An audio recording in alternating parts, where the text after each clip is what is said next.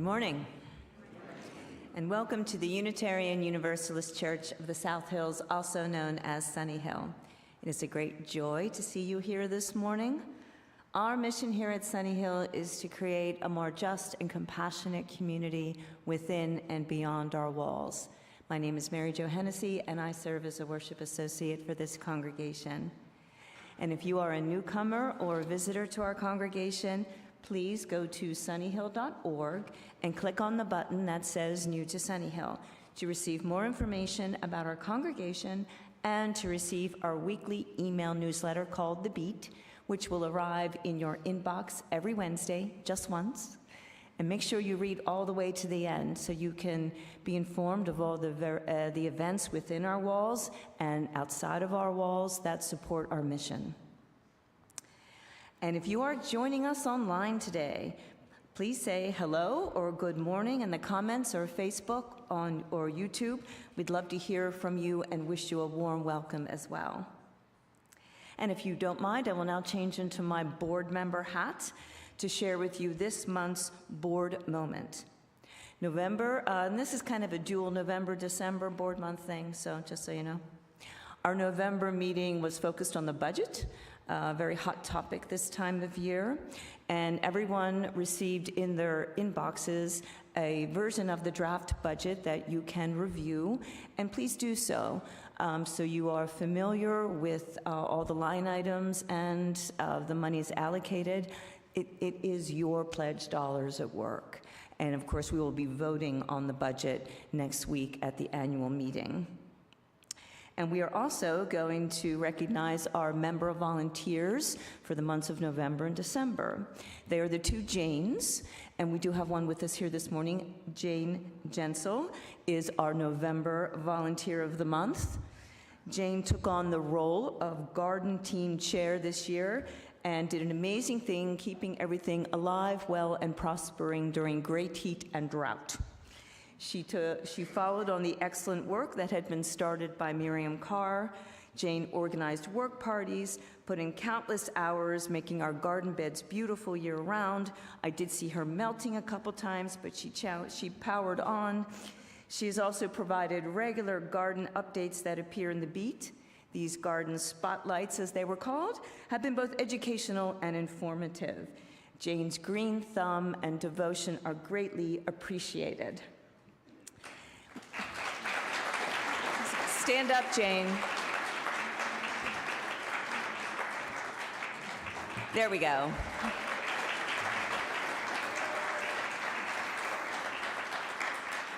And be careful, she just may stop by your garden and help it out as well. Just kidding. Janie Elliott, who I believe I am not seeing here this morning at this time, has served the congregation in several capacities recently. Just last night, she was doing a lot of cooking at One World. She has also served on the beloved congregations team, which has been doing important work in the area of anti-oppression and anti-racism for the past 4 years. Janie chairs the communications team for our Be the Future Capital campaign. She's a key member of the Capital campaign leadership team, making sure that everything was communicated to all of us. In addition, Jane is also the lead organizer of our pumpkin patch. It is our second most important fundraiser after the service auction, an extremely complicated, time-consuming task that involves organizing dozens of volunteers, a lot of which I know you all participated in.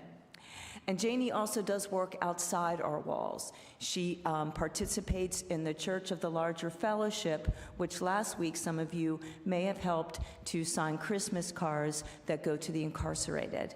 So I'll let Jane know she can watch it on TV. And, but when you see Janie, please wish her great thanks. And now, we are going to hear about our designated offering for the month, the Women's Center and Shelter of Greater Pittsburgh, from Nicole Molinaro, who is President and CEO of the shelter.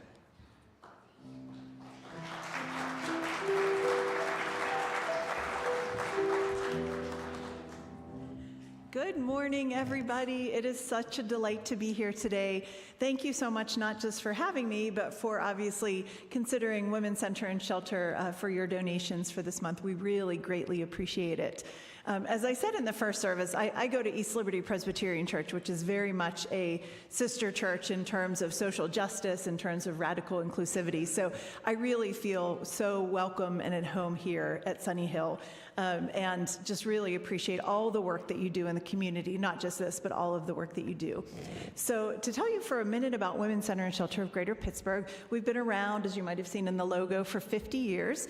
We started actually with 2 women who were just wanting to get other women together, because in the early 70s, there really wasn't, yes? One of them was Ann Statler. I was just about to say, yes, exactly. And actually, so Ann Statler and Ellen Berliner were our founders. I was actually about to say, I was here earlier this week for another event through Lebo Rising, and Carol Statler, her daughter, was here. So we very much keep in touch with both of their daughters. They're amazing. I'm fortunate to have been involved with Women's Center and Shelter for over half my life, which is a long time, and knew both Ann and Ellen, and just incredible women. But so Ann and Ellen started Women's Center and Shelter really as a place for women to just gather and just be, but they were social workers, and what they noticed is that 40% of the women who were coming to them just to do crafts and quilting and for fellowship actually needed a safe place to stay. And because they were social workers and just kind of amazing activists in the community, they did something about it. And they started what was at that point Women's Center South, which is now Women's Center and Shelter of Greater Pittsburgh. And 50 years later, we serve about 7,500 individuals a year with comprehensive services. We have, of course, shelter, that's in our name. And that is a very, very important component for people who are really literally fleeing for their lives from domestic violence. But that serves about 3% of our clients. The other, 7,100 or so folks actually need any of the continuum of services that they can receive as somebody who doesn't need to go into shelter. And the reason I say that's important is because so many people think, I'm in an abusive relationship. If I want to take steps to leave, I have to go into shelter.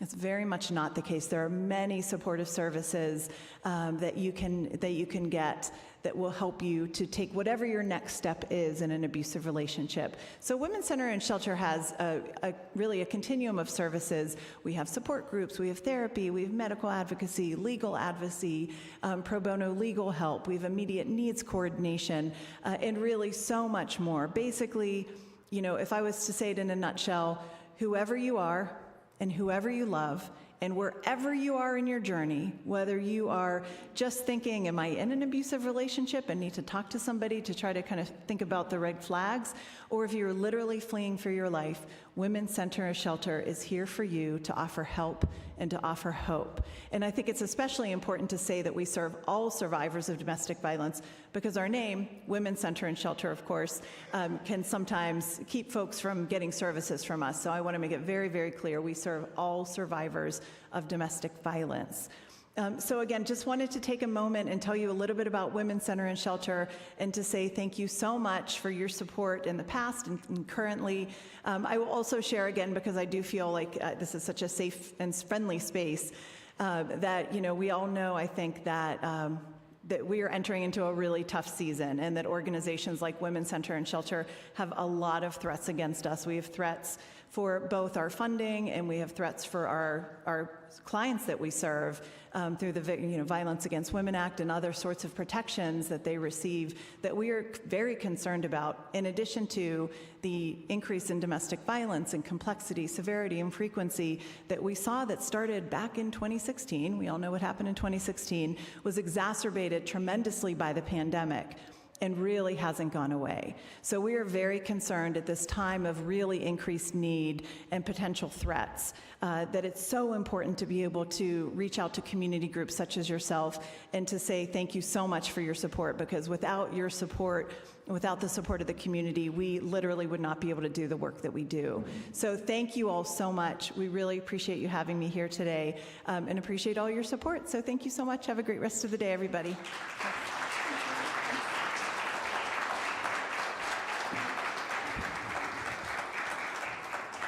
Thank you, Nicole. And we will have our offering at our regular time later in the service. And a gentle reminder now to everyone to please silence those cell phones. Let's disconnect from our electronic world so we can be here together. And today's sermon is titled Christmas and Liberation. This season has at its heart a powerful, radical, and transformational message, namely that each of us is called to bring into being the fierce and unrelenting love that unseats the unjust oppressors and lifts up the humble and the forgotten and marginalized people of the world. Our opening words were written by Scott Taylor. Look, friends, to the sky, to the stars that dance with this tiny globe on which we travel. Look to the horizon, the tree line, the expanse of wide open fields, to this living, breathing earth that makes our own living and breathing possible. Look at the faces that surround you. Go on. And notice what a wonder it is that we don't have to walk this world alone. All of it is a miracle. All of it deserves awe. May this time we spend together illuminate the astonishing preciousness of it all. And now please join me in saying the words to light our chalice. We light this chalice to affirm that new light is ever waiting to break through. May we be open to this light and to the rich possibilities that it brings us. Good morning. Please rise and bow to your spirit to join in singing our opening hymn, When Windows That Are Black and Cold.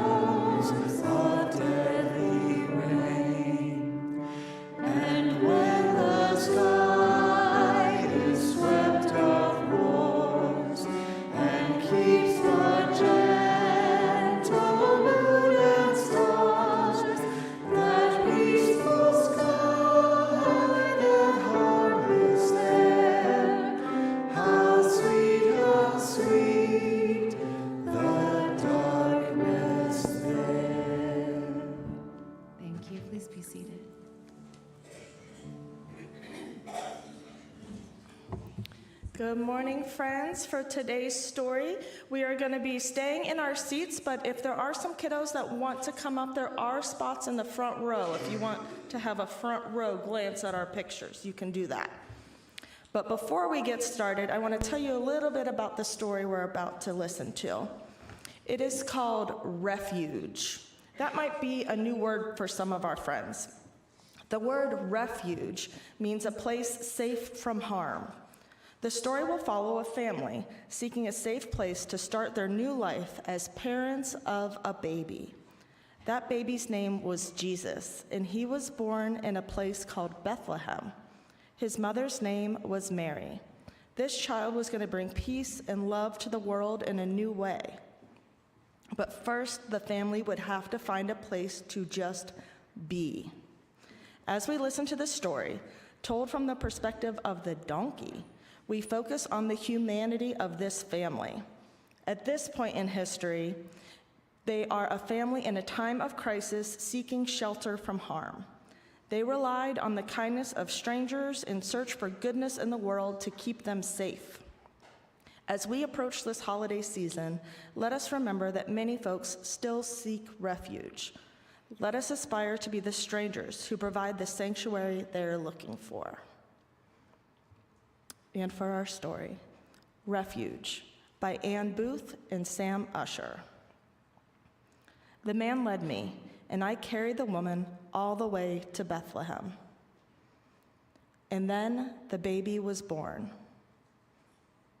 The shepherds came first, and after them came the kings. When the last king left, the scent of frankincense lingered in the air. We all slept, and the man had a dream of danger. He woke long before the sun rose and told the woman. She took the baby and kissed him. She smelled his sweet baby breath and felt his soft, warm baby skin and how his lashes tickled her cheek as he sleepily nuzzled her neck. "Time to go," she said. Then they wrapped him warm and kissed him again, and the man came to get me. He patted me between the ears and led me out. "Come on, old friend, we're off on a journey again." And we left some gold for the innkeeper, for he had been good to us when others had not. And we set off. Under starlight, through empty streets, while people were sleeping, hoping for the kindness of strangers, again. And we passed the shepherds in the fields, and there were whispered blessings, and the movement of sheep in the darkness, and the clasp of rough hands, and the love of warm hearts. And I kept walking, carrying my precious load, and the woman held the baby close to her heart, and she and the man talked about journeys and dreams and warnings and the love of a baby and the kindness of strangers. And we rested, and they were frightened. They took hope from each other and from the baby's tiny first smile. And we entered into Egypt, and we found refuge. The end. And with that, we will sing the kiddos to our RE classes.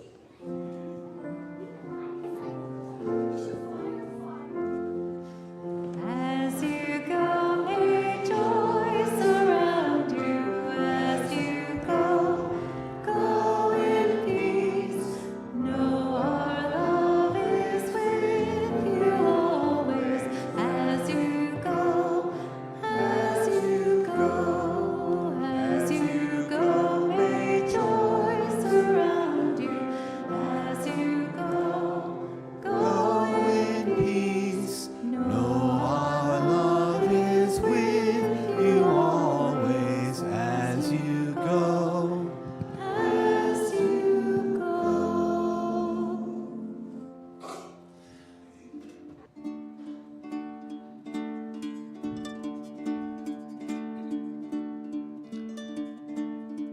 3 wise men riding hard through the cold, lost on some big city street with no place warm to go. They are looking for a manger or a sign in the lights, but they're a long way from Bethlehem tonight. But they heard about a Savior and a preacher in the park who will camp with the homeless where they shiver in the dark.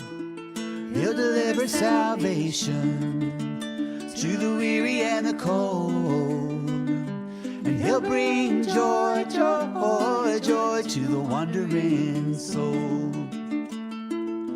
The cleaning lady sighs as she closes up the gate, 'cause this job don't quite pay the bills, and she's always working late. But all in a moment comes a light from above. It's an angel speaking words of joy and love. And he tells her of a Savior and a preacher in the park who will camp with the homeless under bridges in the dark.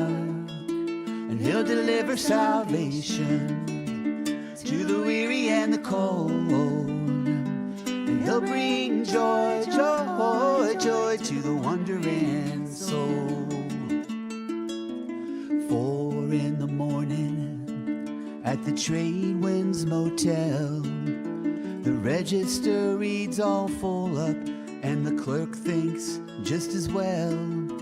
But out in the tool shed, by an old comb and lamp, a little family makes its meager camp. And the wise men bring presents, and the angels gather round. The cleaning lady slips in through the door without a sound. And an old black dog looks on with the rest at the little babe upon his mother's breast. And there comes a savior and a preacher in the park, and he camps with the homeless where they shiver in the dark. He'll deliver salvation to the weary and the cold, and he brings joy, joy, joy to the wandering soul. And he brings joy, joy, joy to the wandering soul.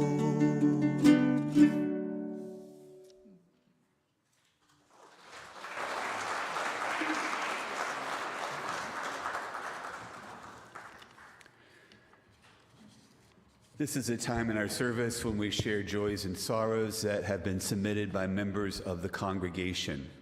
After each joy or sorrow that I share, please respond by saying, "We hold you in our hearts." I have a joy from Wendy Bell, who says, "Sunnyhill and my spouse are amazing.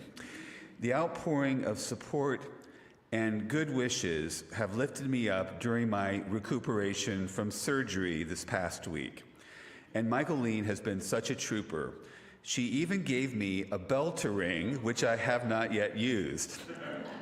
Thanks to all, it is a joy to be part of this loving community.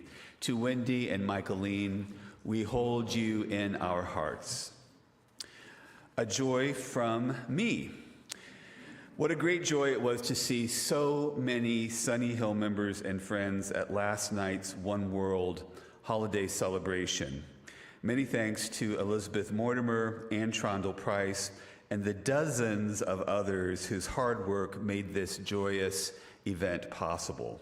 To all who were involved in One World, we hold you in our hearts.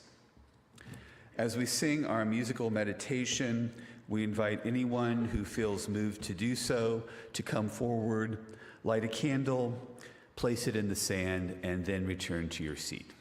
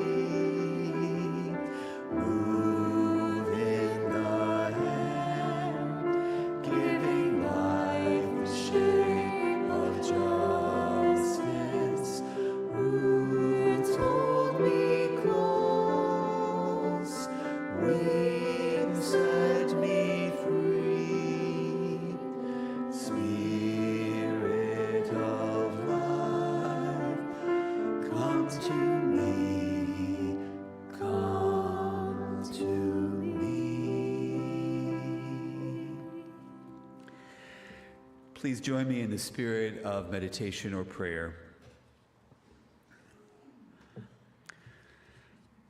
Amid the storms of life in whatever form they take, amid the fracturing of all that once seemed solid,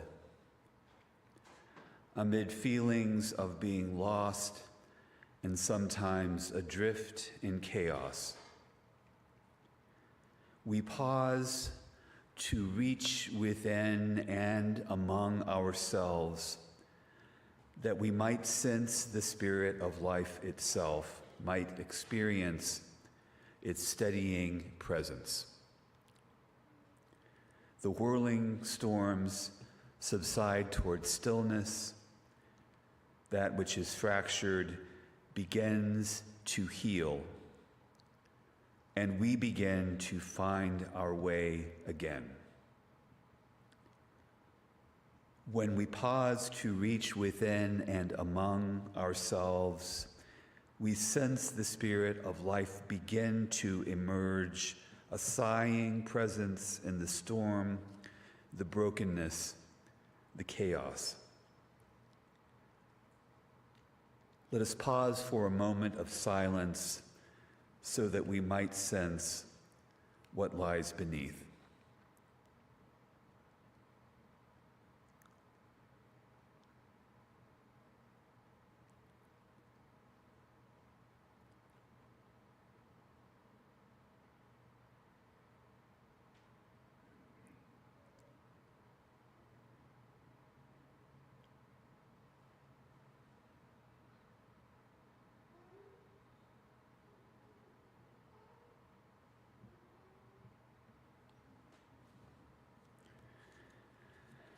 May we sense the spirit of life singing in our hearts, blowing, rising, moving, giving shape to our longings for love and justice, rooting us in each passing moment and then the next, setting us free with wings woven from grace and wonder. Come to us, hold us close, now and always. Amen.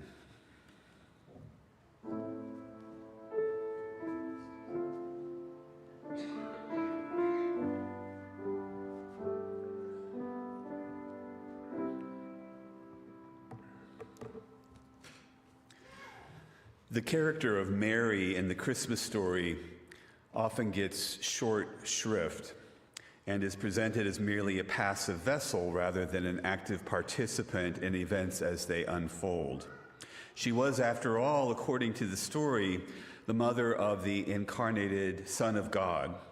And it is through the story of Mary that we find the first glimpses of the radical message that is at the heart of the birth and life of Jesus, a message of liberation that is central to understanding the Gospels.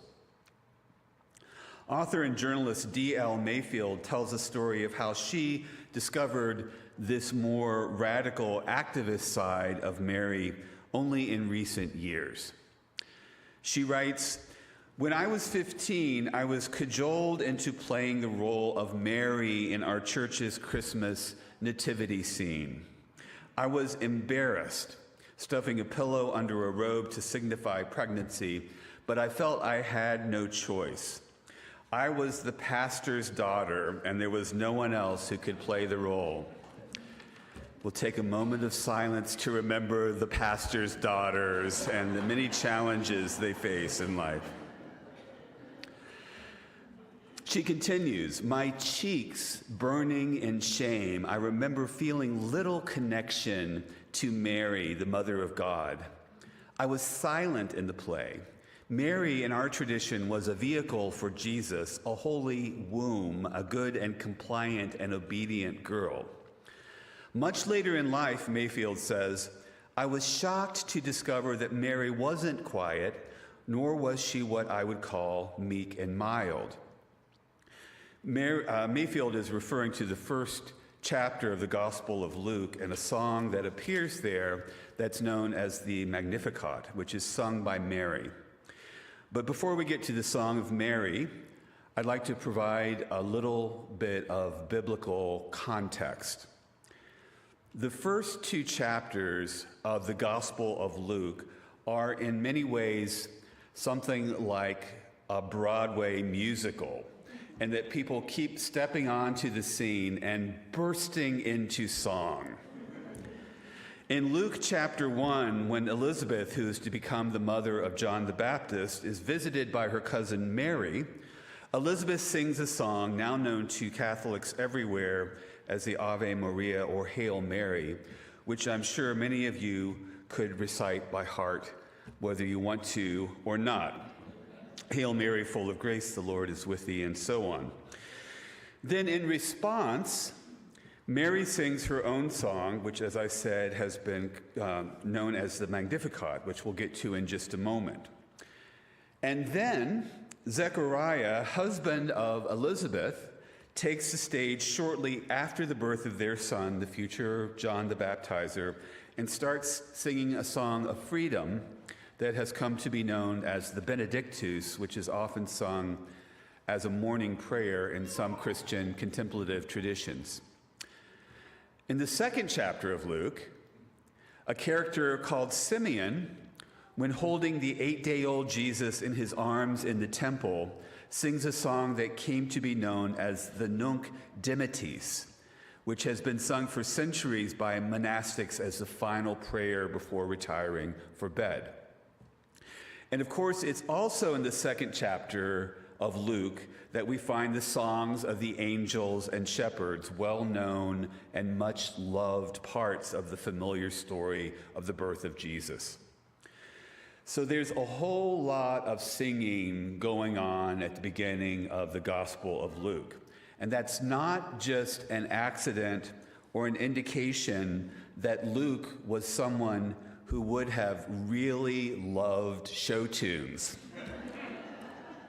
In fact, these songs hearken back to parts of the Psalms and the songs of Moses and Miriam and the Hebrew prophets as a means of linking the birth of Jesus with these things that were earlier foretold by these prophets.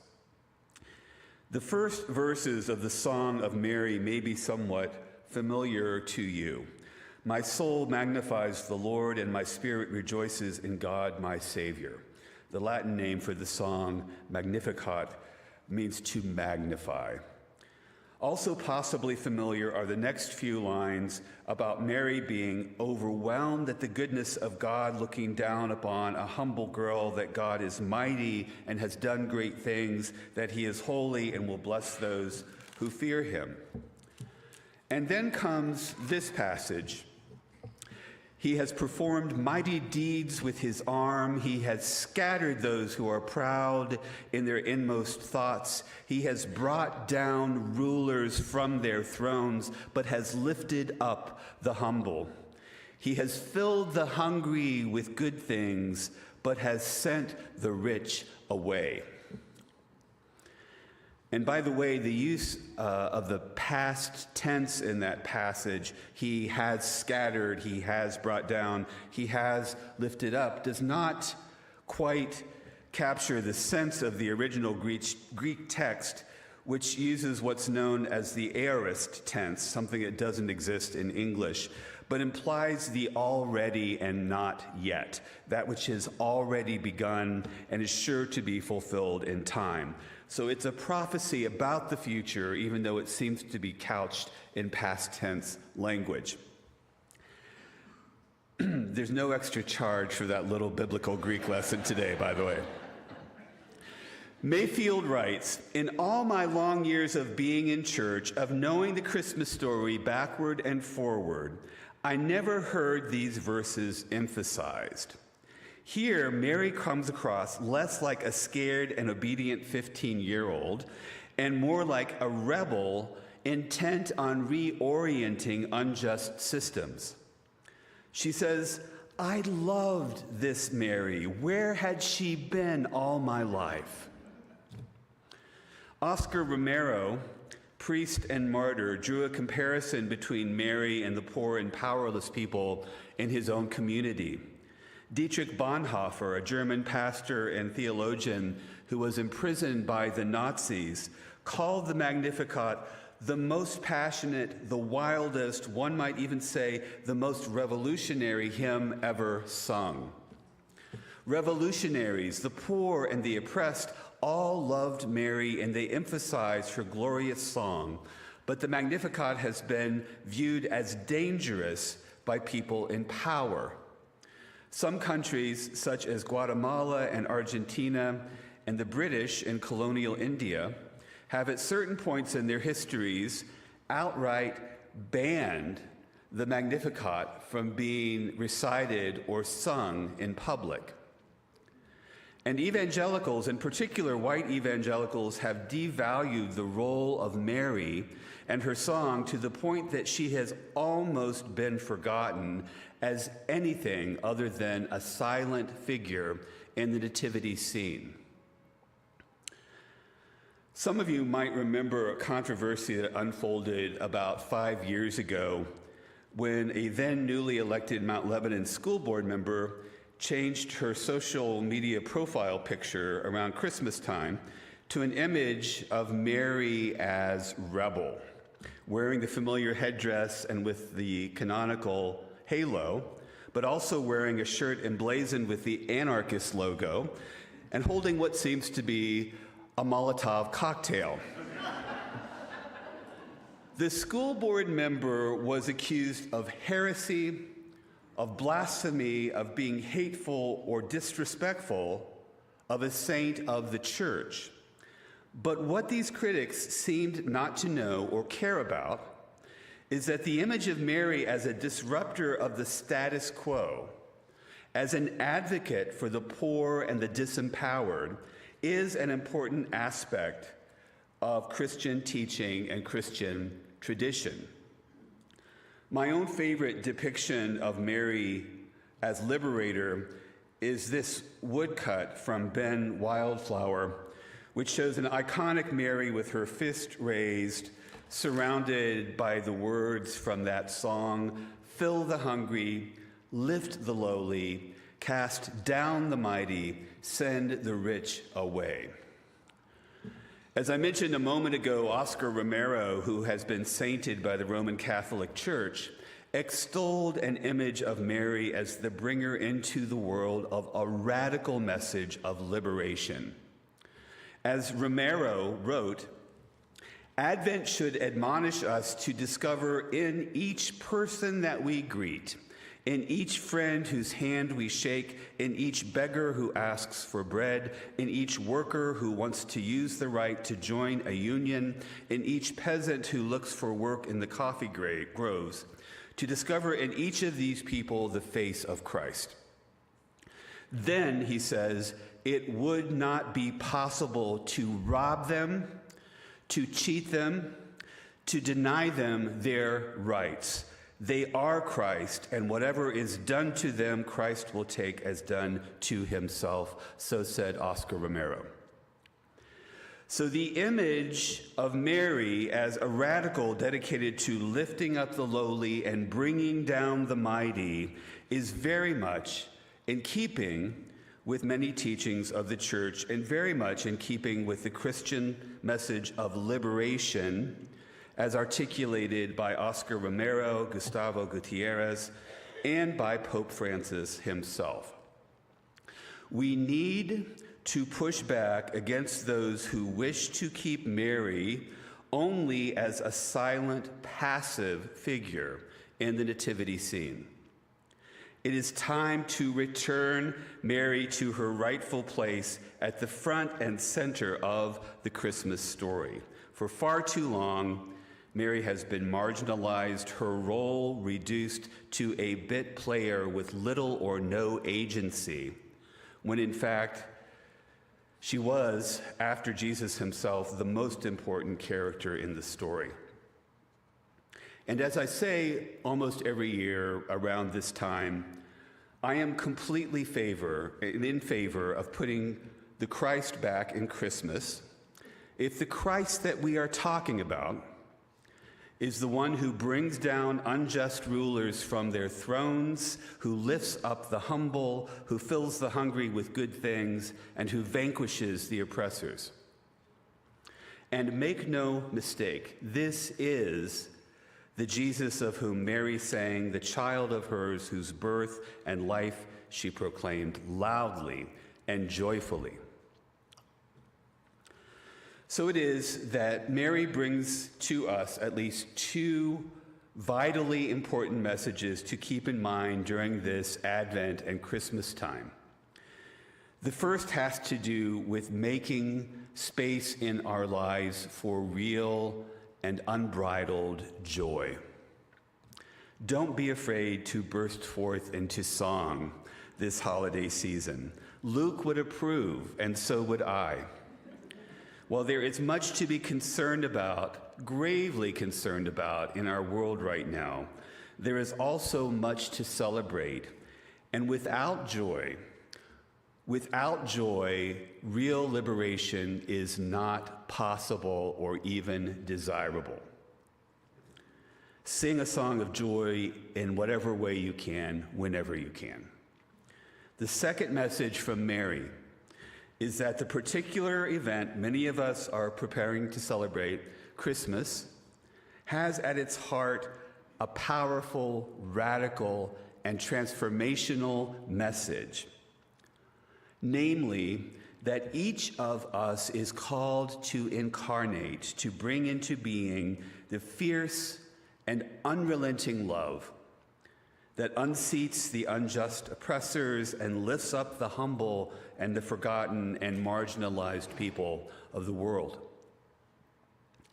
Each of us bears the light that illuminates the darkness within and around us and waits to break free in the world, righting wrongs, lifting and healing all that it touches like a great warm wave of endless and unrelenting love.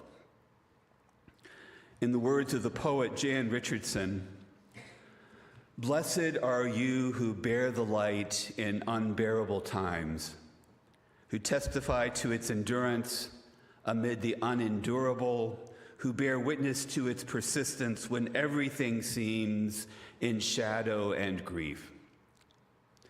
Blessed are you in whom the light lives, in whom the brightness blazes, your heart a chapel, an altar where in the deepest night can be seen the fire that shines forth in you in unaccountable faith, in stubborn hope, in love that illumines every broken thing it finds." I hope and pray that all of us might remember the message of Mary during this holiday season, and that we will strive to follow her example of joyous liberation, proclaiming through our words and our actions the birth and rebirth of fierce love, healing, restorative justice, and stubborn hope in our often hate-filled, unjust, sometimes hopeless and hurting world. May it be so. Amen. The hymn we're about to sing, a traditional Advent song, O Come, Emmanuel, has its origins in a text from the book of Isaiah. Emmanuel is a Hebrew word meaning God with us or God among us, and the tune dates back to an 11th century Franciscan plain song chant, so this tune has been sung for at least 1,000 years. Those of you who grew up singing this hymn and other faith traditions will probably notice that the words may be somewhat different from what you're used to, as is frequently the case with hymns when they show up in a different cultural or faith tradition context. In this case, I think that the changes actually do make it a stronger and richer hymn, and the text emphasizes one of the central messages that I'd like to raise up for this Advent season, that this is a good time of year in which to make room in our hearts and our minds for love, truth, light, and hope. Please rise in body and or spirit and join us in singing. Thank you.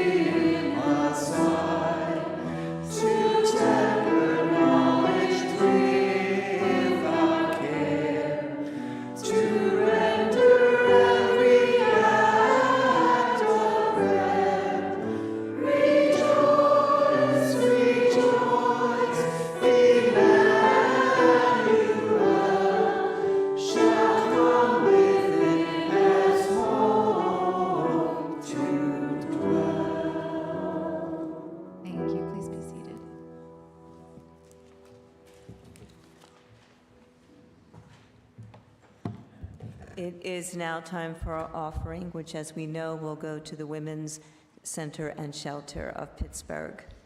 You can make a gift online on our website or by text at 412-324-3130. We'll be passing our offering baskets for cash and checks in just a moment. And if you are writing a check, please make it out to UUCSH and put "Share the Plate" in the memo line. And as always, thank you for your generosity.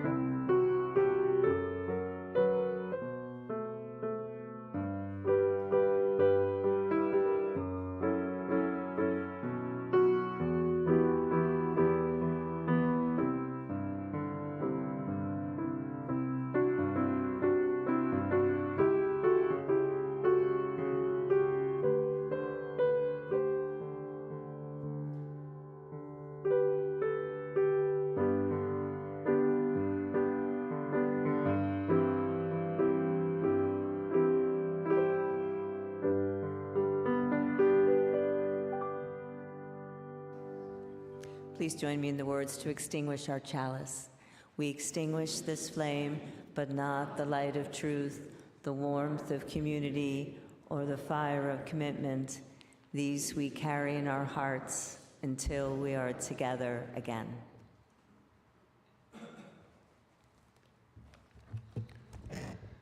Quick reminder about a few upcoming events here at Sunnyhill.